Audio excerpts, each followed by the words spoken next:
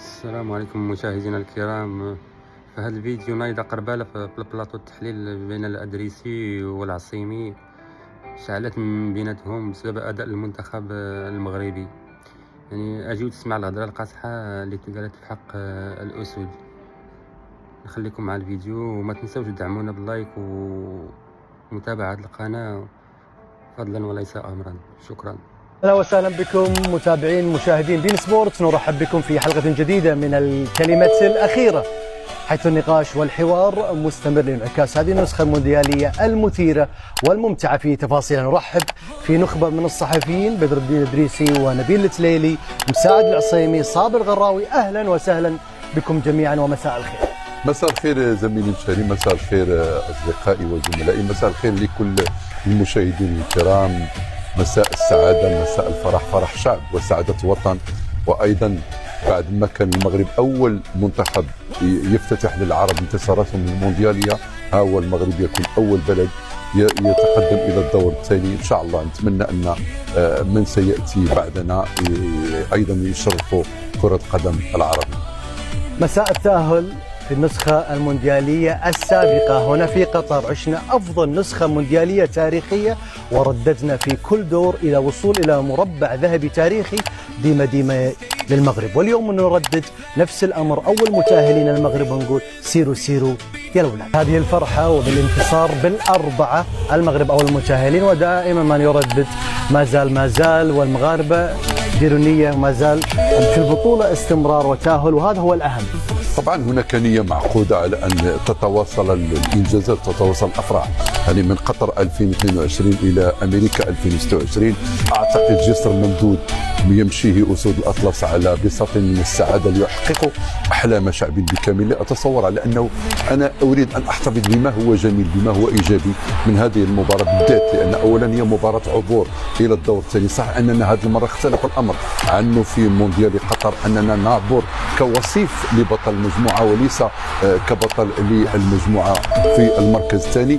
لكن دعني أقول لك أن مباراة هايتي كانت مباراة صعبة جدا، وقد قدرتها كذلك لأنك واجهت منتخب متحلل من كل الضغوط النفسية، أراد أن يضع له بصمة في هذا المونديال، وقد أرانا ما أرانا خلال الجولة الأولى، نتيجة أن المنتخب المغربي لغاية الأسف الشاري لم يواجه المباراة بما يكفي من التواضع، بمعنى أنه لم يقدر المنتخب الهايتي حق تقديره، وبالتالي أنه اضطر أنه يتأخر في مناسبتين ويعود في النتيجة. الإشادة عدم الاستسلام والرغبة، صح؟ طيب العودة في النتيجة دائما أمر جيد، لأنك لما تحقق الريمونتادا ترجع أنت متأخر بهدف وترجع في النتيجة بهدف أشرف حكيمي، ثم تتأخر وتعود بهدف إسماعيل السيباري، هذا شيء رائع جدا، ثم تحقق في الجولة الثانية ما لم تفعله في الجولة الأولى، أنك أعطيت المباراة حقها وأعطيت المنافس حقه، لأنه في النهاية منتخب هايتي قدم صورة مشرفة للغاية، وقال إن كان قد ودع من دور المجموعات فهو قدم برؤوس مرفوعة، لأنه قدم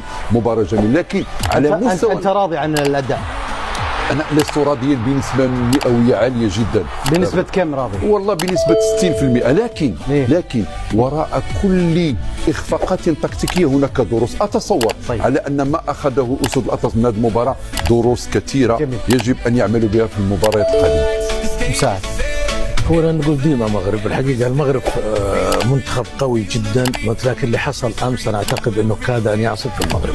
مع احترامي رأي زميلي بدر، الشوط الأول كان شوط كارثي بالنسبة للمغرب. أولا في تعالي، في اختيارات غير موفقة بالنسبة للمنتخب. خلينا نتكلم على التالي. إبراهيم دياز كان أمس شفتوه الشوط الأول كان متعالي على الكرة إلى درجة أنه الهدف الثاني اللي سجل كان هو اللي سجل على مرمى منتخب بلاده. شفت كيف في إيطالع اللاعب واقف ولا حتى يتحرك. هذا جانب. الجانب الثاني يعني كأنه داخلين المباراة بنزهة منتخب المغرب. أنت كنت في صدد صدارة، مع الاحترامي احنا كلنا قلوبنا مع المغرب ونتمنى المغرب أنها تصل إلى أبعد من المسار، لكن إننا نمدح في شيء لم يكن واقع. الشوط الأول ليست المغرب. تعليقك أن بدر يمدح يتكلم عن المغرب على أنه كأنه حقق المطلوب. لا، ما حقق. المغرب كان يستحق الصدارة. المغرب كان يستحق الصدارة وبجدارة. ليش؟ لأنه كانت إمكانياته ظهرت أمام البرازيل وكان أفضل من البرازيل. طيب ذكر 60%، شوف أداء كارثي. لا أنا الشوط الأول أداء كارثي إبراهيم دياز، والثاني اللاعب الثاني اللي هو مرابط. يا أخي مرابط أنا ما أدري على أي أساس يشاركوا فيه أبو عدي. أنت هذه من المباراة المهمة اللي تجنبك مباراة هولندا. يريح أبو عدي ومرابط أداء مميز. مزراوي لا مع احترامي مرابط كأنه يلعب كرة يد، يسلم ويستلم. بس ترى بخليك تكمل.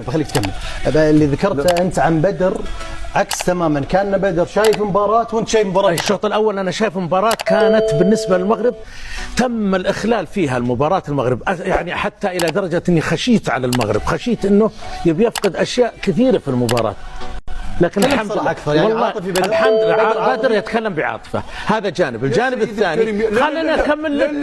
لا شوف عاطفه. الشوط الاول كان كارثي من المغرب وتسبب فيه. انت ترميني بشيء انا لا احتمله، ان اكون عاطفيا اكثر من اللزوم، لانك لو استمعت الي جيدا ماذا قلت. يا اخي انا بيني وبينك متر ونص انا اسمع لك. متر ونص انا اعيد لك متر ونص انا اسمع لك افضل من الاخرين. انا اعيد لك ما قلت. انا قلت لك بانه لغايه الاسف المنتخب المغربي الشوط الاول سمعتني الشوط الاول لم يبدي ما يلزم من التواضع. انت قلت كذا لكن انا بالنسبه لي وبالنسبه للمشاهد وبالنسبه للي من تابع المباراه لا يا مساعد والراي الفني انه كان شوط كارثي. انا سمعت كاد ان يعصف بالمنتخب الوحيد اللي باقي لنا في الامل. انا اتكلم المغرب هي اللي باقي لنا في الامل، واصبحت ايش حتى يعني في منتخبات ان شاء الله تتاهل، لكن اللي يستطيع ان ينافس على البطوله انا اتكلم. طيب خلنا بقول لك لحظه باقي نقطه. انا لما ادافع عن نفسي انا اقول لك انه انت يعني حتى المدرب انا من افضل اللاعبين في البطوله.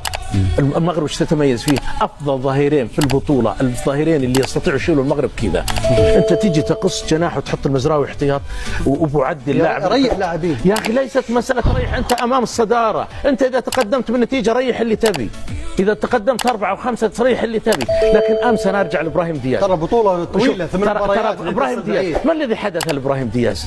يا اخي ليش التعالي اللي قاعد يصير؟ تعالي؟ همس تعالي على الكره. هل تتفق معي يا بدر ولا لا؟ شوف في تعالي. طيب انا بروح لصابر بس عشان بدر انتهيت. انتهيت حتى اتكلم من دون بذكر في نقطه والسؤال. تفضل. ان اصبحنا اليوم ننتقد منتخب عربي ينتصر بالاربعه، وكثير من المنتخبات العربيه تريد وتطمح وتتمنى ان تنتصر. ليش لحظه واليوم ليش احنا ننتقده؟ ليش ننتقده؟ لانه هو املنا الكبير انه ينافس على البطوله.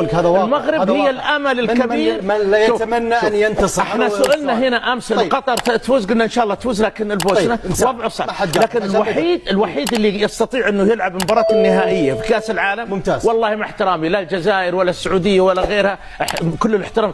الوحيد اللي يستطيع. ليش ما ذكرت مصر؟ ما اعتقد انها تبعد كثير. مصر منتخب قوي وممكن يصل ربع النهائي، يصل نصف النهائي، لكن المنتخب اللي بديله وقوته لا المغرب. خلاص صابر جهز نفسك بدر على التعليق وارجع لك صابر. انا بكل موضوعيه اقولها. المنتخب المغربي لم يقدم بالامس المباراه التي كنا نتوقع منه. واجه العديد من المشاكل خاصة بالجولة الأولى.